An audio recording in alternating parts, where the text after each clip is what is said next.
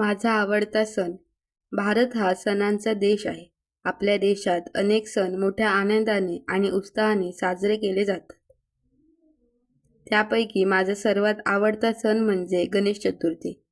हा सण बुद्धीचे देव, विघ्नहर्ता श्री गणपती बाप्पांच्या आगमनाचा सण आहे.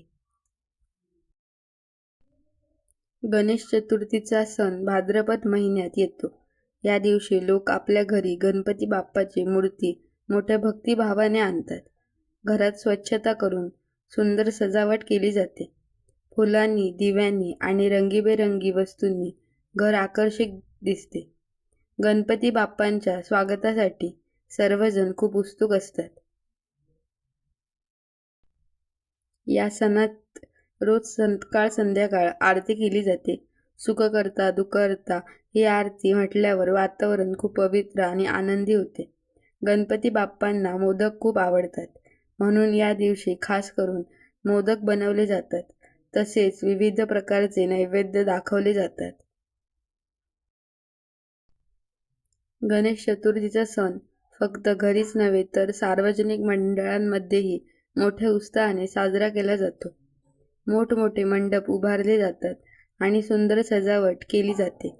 काही ठिकाणी सांस्कृतिक कार्यक्रम, भजन, नाटक आणि स्पर्धा आयोजित केल्या जातात.